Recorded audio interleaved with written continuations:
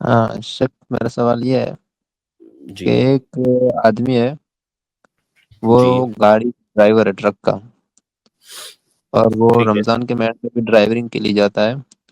تو اب اس کی نماز کا کیا حکم رہے گا؟ یعنی وہ سفر اس کا گنا جائے گا، اس میں نماز قضا کرے گا، قصر کرے گا، یا پھر مکمل پڑے گا؟ اور خصوصی طور پر تراویح کا انتظام نہیں ہے تو پھر کیا کرے گا؟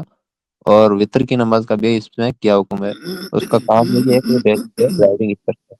ٹھیک ہے، واضح ہے سوال. ہاں دیکھیے، اگر وہ اتنی دور جاتا ہے، اتنا لمبا اس کا سفر ہوتا ہے کہ اتنا دور جانے کو اور اتنا لمبا سفر کرنے کو اس کے سماج اور معاشرے میں سفر مانا جاتا ہے، تو پھر وہ مسافر مانا جائے گا، وہ چاہے جتنا لمبا ہو جائے، چاہے جتنے دنوں تک باہر رہے.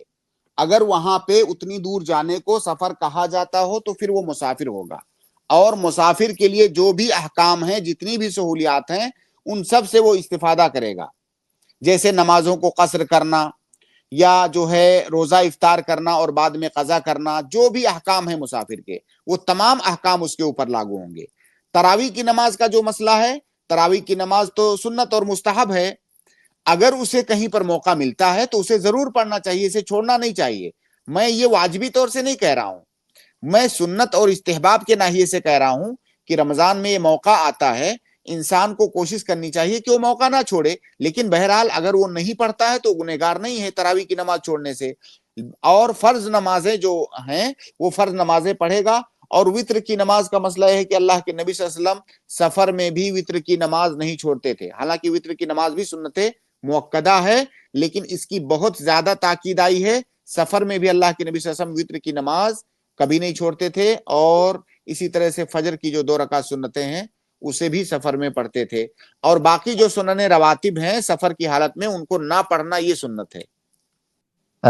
شیخ وہ اصل میں ڈرائیور ہے اور اس کا ڈیلی کا یہی کام ہے، جیسے کہ گجرات راجیہ سے وہ کرناٹک اور حیدرآباد کی طرف جاتا ہے، اور رمضان کے مہینے میں بھی وہ مطلب گھر پہ 2-3 ہی دن ہی رہتا ہے، بس کی ٹرپ چلتی رہتی ہے.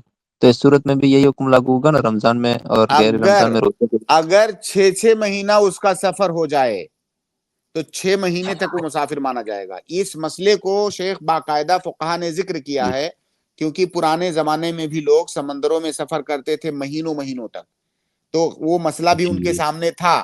تو باقاعدہ ان کے احکام فقہا نے ذکر کیے ہیں کہ اگر کوئی سمندری سفر پہ گیا لمبا کئی مہینے تک، تو جب تک وہ واپس نہیں آئے گا مسافر ہی مانا جائے گا. تو اسی طرح ہمارے زمانے میں یہ جدید مسئلہ ہے کہ ٹرک ڈرائیور جو ہوتے ہیں گھر سے نکلتے ہیں، کبھی کبھی 15 دن وہ واپس نہیں آتے ہیں. تو اگر وہ واپس نہیں جب تک آ رہا ہے تب تک وہ مسافر ہی ہے.